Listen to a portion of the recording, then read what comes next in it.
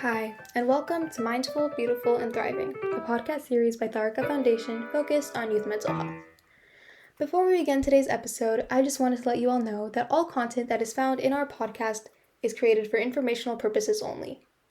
This content is not intended to be a substitute for professional medical advice, diagnosis, treatment, or therapy. Always seek the advice of your physician or other qualified health provider with any questions you may have regarding a medical condition, and never disregard professional medical advice or delay in seeking it because of something you have heard in this podcast. Thank you so much, and without further ado, let's get started. Hello, everyone, and welcome back.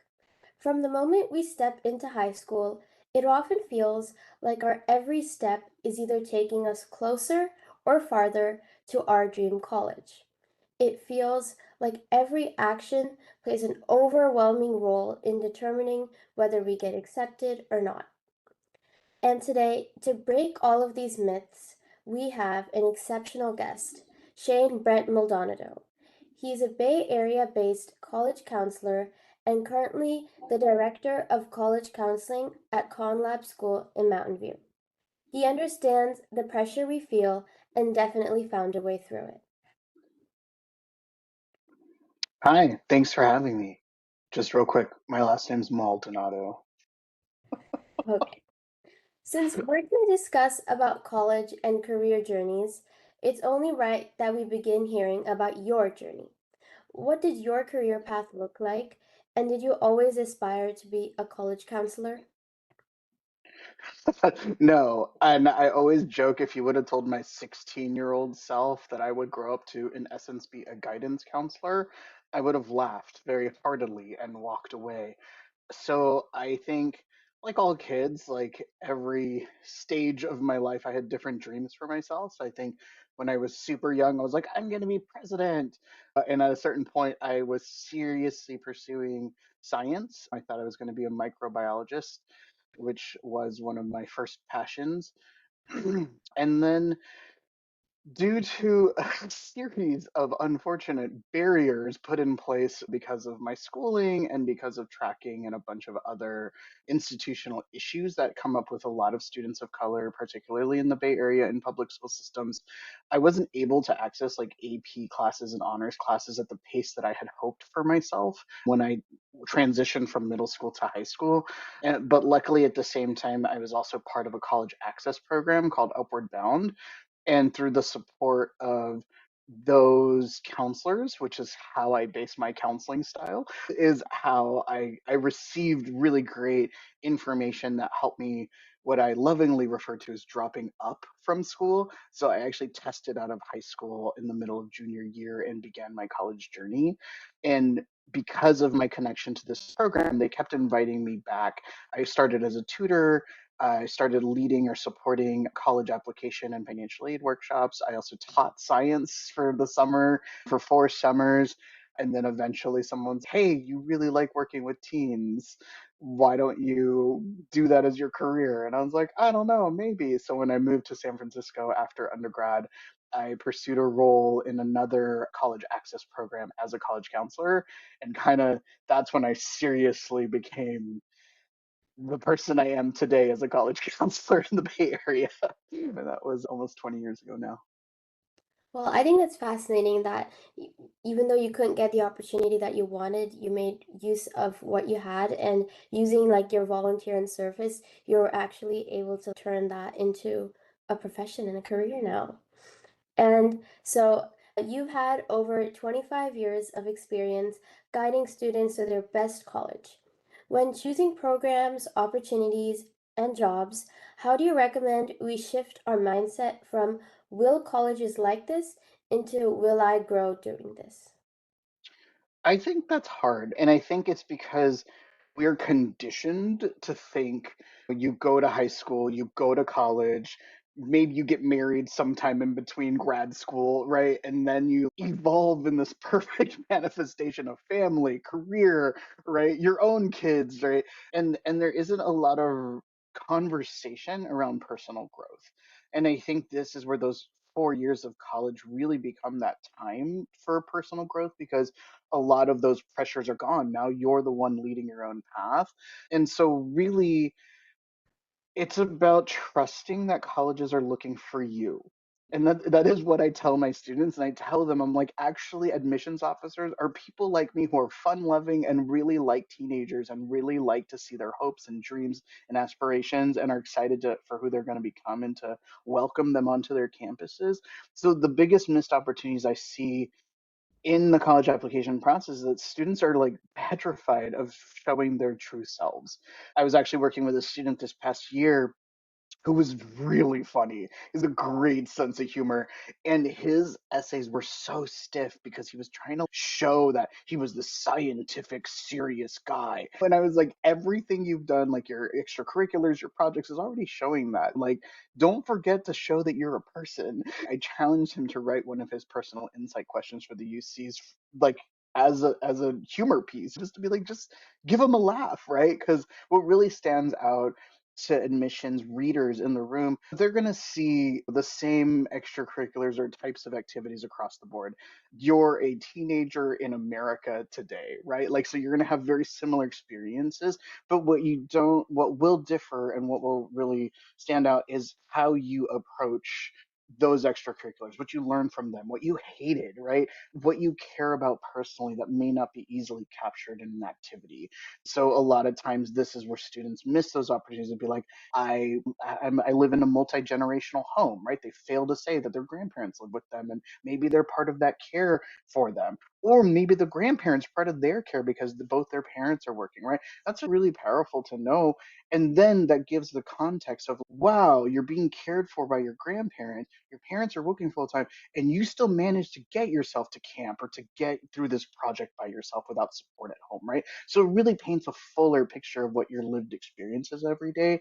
And so it's really the hope is, are you working on your public speaking skills, right? Are you working on your empathy, right? Are you working on your compassion for other people? Are you striving to find a project that really sparks you, right? Maybe you're undecided. And so really thinking more about opportunities you approach as, what is it that I'm really struggling with? Like, I think a lot of students when they see me present, they're like, "Oh, you're like so good at it." And I'm like, "Yeah, I was shy and petrified once too, and sometimes I still get shy, right? Like it's all a performance." And why I joke about that is because I literally took acting classes. I took acting and directing classes, and those have served me so well in my career when it comes to public speaking, when it comes to thinking on the fly for certain things. So, but I think it's hard. It's hard to translate. Think about your growth, right? I would say think about something that you're scared to do, but you know you probably should, and that's the direction you should go. So if you're really scared about speaking in public and there's a speech and debate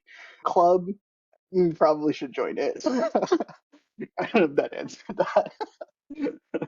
Yeah, so it's like moving away from just doing what's in your comfort to expanding that. And that's like where the growth happens. So instead of like when you're choosing a club, like doing, oh, I think a college is gonna, if I join this club versus joining a club that where it's something that you can improve in and you take that, then actually you're showing them that you're ready to take challenges rather than just sticking into what you want. And I think one key thing that you did mention was like that colleges don't really like obviously your extracurriculars and all matter, but they do look for who you are and what your lived experience is because everyone has most likely very similar activities that they do, but what differs is their lived experience and their background. And if you highlight what makes you unique, then there's a more chance of you standing out in a crowd. Yeah, and I'll add to that too that I think as teenagers, it's really hard to understand what does standing out mean? And I think this is where we get into the language of the spike. What standing out means and also what is meaningful, because for some students, they don't think like that example of having grandparents that are your primary caregivers while your parents are working full time, that's their normal. Right? So they don't like they're like, well, why would a college person want to know about that? Like that's just my grandparents, like, right? And then when you take yourself out of your personalized situation, this is where an admissions reader is like, wow, that must be really tough. You're juggling this multi-generational home, you're juggling this different set of responsibilities for yourself, right? So the story the story that you're living reads very differently to someone on the outside, and it's a positive, right? And so I think that's where kids get scared to kind of talk about that lived experience part, because this is again why I was just like, convincing a teenager to figure out what your growth edge is, that's near impossible, right? But demonstrating what your implicit skills are by telling us these stories of yourself, that's where college admissions readers really learn what skills you have and how you've grown, right? Got it. Yeah. And then you also mentioned the spike, which is something that makes people stand out. But we students often feel like we need to be like a well-rounded robot to get accepted. So, what's one value of being spiky, like having one deep, genuine interest versus being well-rounded? Well, first I want to break the myth of the spike, because I think what happens, and this is one of my Shane taglines this last month, was students and families see a spike, and colleges see a flat line, right? And what happens is, so at our school, we have a robust robotics team which has multiple leadership roles. Unfortunately, all of those leaderships, well, unfortunately, fortunately, all of them revolve mentorship, right? So if I start as a sub lead, I'm mentoring middle school kids, and then I turn into a lead. Now I'm mentoring sub leads, right? And then I turn into a captain. I'm mentoring all the leads, right? And so, from a personal perspective, you're like, yes, I grew into more and more challenging leadership roles, right? From a college perspective, they're like, so you mentored 3 times. Great. Right. So, and I think this is where we get into the trouble of what is a spike, right? And so I do like to say that some kids are born spiky, right? Had I stuck to my science path, right? I went to Alaska to study sea otters. I was on multiple local field study trips, like out actually in the field. I had everything set up to be that spiky science kid. And I'm also like, one of the things I was really passionate about was HIV and AIDS, because I grew up in the 80s and 90s. So that was something that was very important to me in my community. And so I had a bunch of AIDS fundraisers and HIV walks and things I had done. So that was my personal spike, if you really wanted to look at it, right? And why I share that is because the spike was the different ways I was the problem, right? I wanted to be a microbiologist, but I knew I wanted to be a microbiologist about a disease that was very political at the time, right? So not only was I getting skills in field research, even though it was in different things, right? But it was still important work and skills I was building, but I was also doing stuff on the political kind of community side where I was participating in walks and petitions and things, right? So in that regard, my spike was this deep care I had for HIV and using medicine and science to solve that, right? Those are the layers versus our flat line of robotics, which is like I'm still on the same robotics team and I'm just taking the same position just with a little bit more and a little bit more and a little bit more responsibility. That's one approach, but that doesn't mean that's everyone's approach. We have other students that they're not well rounded. I call them like hills and valleys, right? And these are kids that they start with an interest, they get really into the interest, and then they just lose interest, right? And then they find something else, and they get really, really into it, and then they like, and they go up and down. And even by the time they get to college, they're just really undecided. But they've had all these really unique experiences because it was led by curiosity. That reads well for a college, especially if you're looking at a liberal arts school, because to an admissions officer, that hey, this kid's kind of a blank slate. So there's going to be majors that they've probably never heard of that they might dip into once they get learn about them, or take on a more liberal approach and really explore everything that's available to them. And so actually a wavy kid is more exciting than a spiky kid, right? Because the possibilities are endless with that student. A spiky kid is great because then they're like the reliable student. A college can look at a spiky student and be like, okay, I know exactly what you're going to do. You're going to get into your department. You're going to bond really well with the specific professor based on what I read in your academics. Great. That's you. And then we have the well-rounded kid. And the well-rounded kid a little bit different than the wavy kid, because that kid is like genuinely good and interested in multiple things. It's almost like a pie chart. And similar to the wavy kid, they're like, okay, like this kid is well rounded, maybe STEM leaning, or well rounded, maybe humanities leaning. And again, these are the kids that they're like, this is our double majors. These are our bridge builders. These are the kids who think like a humanities person but want to go into the scientists, and those are the people we need to do policy work in science, right? Or write research, what is it, fundraising letters, right? So they fit in the world too. And so usually when I'm talking to families about the spike, I draw this picture for them, and it kind of looks like peaky mountain, some rolling hills, the sun is the circle, and then there's the flatliners, right? And everybody's accepted to college. And so I often just want to break students and families of thinking about building the spike, and it's just actually let your curiosity lead you where it is. It's all valid, right? I think the other thing with the spike is that some students are really self-driven, so they may be tinkering on something late at night. Parents have no idea what it is. The kids are building a video game, right? But it doesn't go anywhere. It's not part of a specific program. And so they're worried that the kid's wasting their time. And I'm like, no, they're not. There's room in the application to talk about this. And that stands out way more than paying $7,000 to go to a game design camp across the country when the kid is just doing it on their own. That, again, demonstrates to colleges that they're nimble, they're intuitive, they're entrepreneurial, they're what is it like? They're really resource minded because they're just using whatever tools they have, and so it really stands out differently, and it is equally as valuable than some structured or name branded pay to play opportunity. Got it. Yeah, and I think you really broke the myth that like being spiky is the best way and the easiest and the most reliable way to get in any school. And I also like that you shared about the different types of students. So we have the well-rounded, which is like our son in the picture. They're like they're pretty good at most of it, or two opposing things. And then we have the wavy kid who has interest and then they lost it. And then they found another interest and they went in that. And then we have the spiky one that does everything in one field. And I like that, as I mentioned, you broke the myth that being good at just one thing isn't always the best way. And one thing that stood out to me was that there's pros in being all of them. And I had this conception from the beginning that being spiky has the best benefits, but I think you really showed that no matter what type of student you are, you don't have to change your interests and that there's good benefits in all scenarios. Yeah, And and I think really think about it is that college admissions is building a community, right? So they're not looking for all one type of student. They tried that back in the 80s and it didn't work, right? So colleges have really moved into building a more diverse community, and diversity to them is diversity of thinkers, right? Because someone who's spiky or someone who's really STEM thinks very differently than a humanities student, and then the kids in between, right? They're the creatives. So sorry, mom and dad, they're going to be art kids. But and we need all of them on a college campus. That's what makes that community vibrant. got it, yeah. And in the beginning, we were talking about how to shift our mindset from, well, college is like this into how can I grow through this? And adding on to that, I want to know how can we cultivate genuine interest rather than just running in a rat race?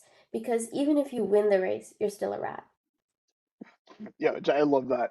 And I think it has to do with understanding what your personal values are. And I think again, this is where, like I was talking about in the beginning, that we're so focused on these external skills that we kind of forget about how am I building the compassion and empathy muscle, right? How am I building my soft people skills, how I interact with other people, my social emotional IQ, right? And so I think this is where in the society we live in, unfortunately, you do need to get a job and you need to make money in order to pay for the things you want in life. Like that is not going to go away, right? So you do want to try to find something that feeds you. I mean, when you think about college leading into a career, you spend most of your time in your life either learning to do something or doing it, right? I spend 45 hours a week at my job, and I spend 10 hours a week commuting. So that's 60 hours of my week that I'm not home with my family, right? So if my job was something that, let's be real, my parents forced me into because they thought getting this job is going to get me the money, that's going to get me the, yes, I may have the money. They say money doesn't buy happiness. And so I know for me personally, I found fulfillment in my career, even if it doesn't make sense. I have to explain my job to my mom all the time. And I'm not saying that I I make enough money for my lifestyle. And that's a whole nother podcast about financial literacy. But and I think that the fulfillment that I have in helping students every single year, helping families figure it out, helping low income families make it affordable, right? Like that makes my job not feel like a job. And all the skills that I need for that are skills I got as my undergrad degree, the transferable skills I have around research, data, reading very dense, dry information and making it fun and alive for others. In addition to those soft skills that I have for just naturally warming up to people and making them feel welcome. So all are the skills that you should be working on. And so really it's deciding, is a hobby going to be a career for you?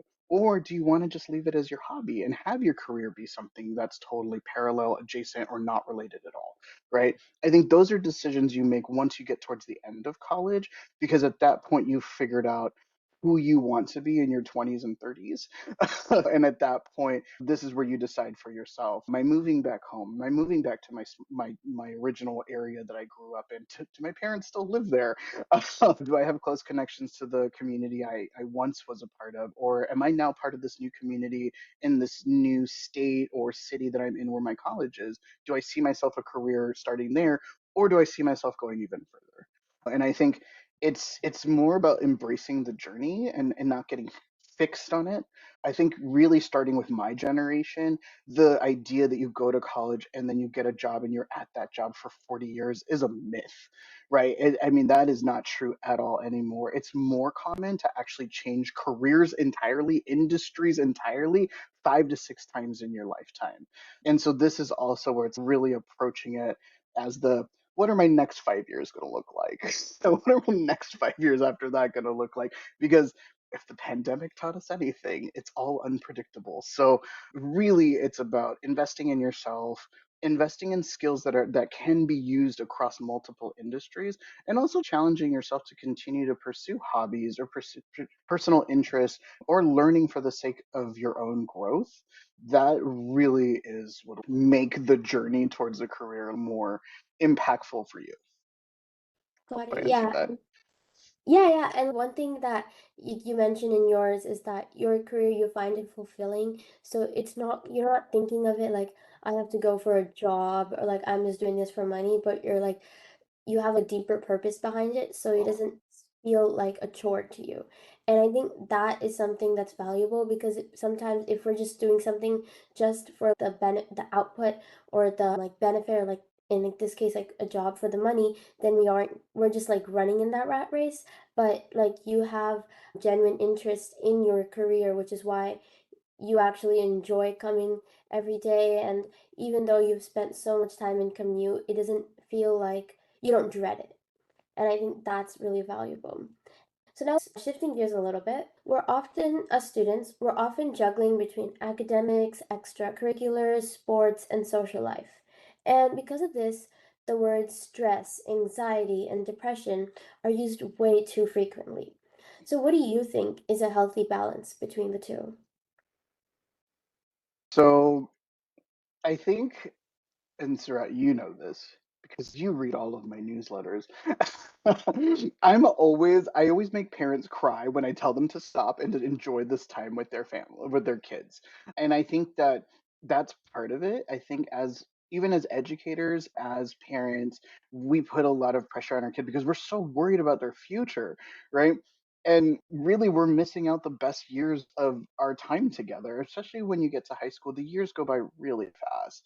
And when you're spending time shuffling your kid back and forth to all these activities, at a certain point, you miss those opportunities to have meaningful connection with your kids. I know there was a point in my own life where I had a deep disconnection to my family, which led to some severe depression, which I did get help for. Please go to therapy, kids. But and one of the things that grew out of that was me and my mom, whenever I was stressed out, we would just go drive around, right? And it was really funny. We'd start people watching, and then there was like this one place that always had the giant TV playing, so we'd always stop by to see what they were watching, and it just became this really fun way to be with my mom in those rough years that wasn't about going to college, and it wasn't about who I'm going to grow up to be. It was just about us hanging out together. And I grew up in Monterey, so we had 17-mile drive and Asilomar and Spanish Bay. So we had lots of really pretty places to drive to. And I think that that also just informs kind of how when I'm counseling students, I try to remind their families that, like, hey, like this summer, don't do 10 things, maybe do 9 things. And the 10th thing is you go do a fun thing together as a family that has nothing to do with college. I also think that there is a little bit of a fever pitch around, like, well, you have to get into the best college because and I'm like, you really, it's not the end of the world if your kid has all the skills academically, socially, and emotionally to go to the right fit school, they will thrive, right? But if you force them to go to a school because of branding or because your perception of how that's going to make them achieve, they're going to be miserable, and that achievement isn't going to happen. I've seen this every single year. I get kids whose parents basically choose the school they're going to go to. They go, they're miserable, they don't know how to make friends, they're not connected to anyone. Every time something goes wrong, who do they blame? They blame the parents because it wasn't their choice to go to that school. And they eventually either drop out or they just really struggle to get to the finish line, and that just leads to just even ongoing depression into adulthood because they don't have that agency anymore. So really it's about, be realistic about where your kid is going to be thriving as a person, right? Yes, they're there to go to school, but the actual class portion of college life is that, right? The rest is that social atmosphere they're in, and you have to make sure that they fit in there. If it's a small school because they feel like they can make friends better, then maybe a giant research institution is not the right fit for them. I think if they love the anonymousness and they love sports culture, then yes, a giant sports school is a great school for them, right? But I think you have to kind of take out that equation of going to the top tier school is the best option, because that may not be the best option for your kid specifically or you the student specifically.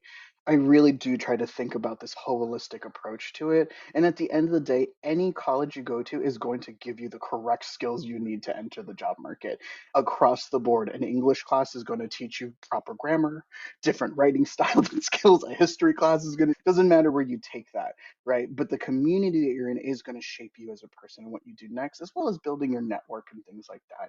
I think when you're doing college research, always looking at the social, the mission of the schools, looking at the social life, if there's hobbies or clubs that you currently have that are available on campus.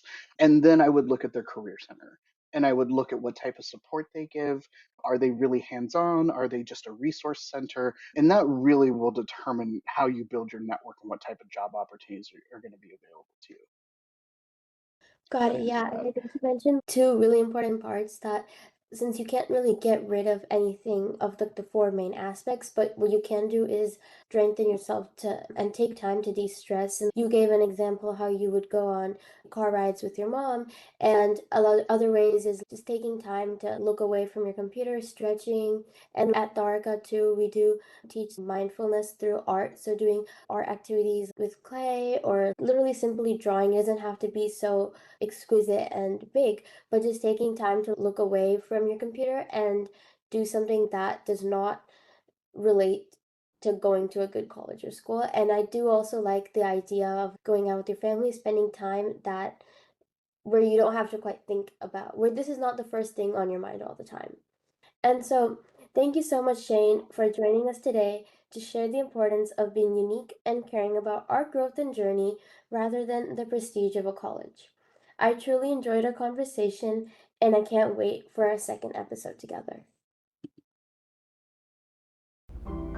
You are listening to Mindful, Beautiful, and Thriving, a podcast series by Tharaka Foundation. As part of our youth series, we will be releasing new episodes every month, so make sure to continue to check those out. We hope you enjoyed this podcast, and we thank you so much for listening.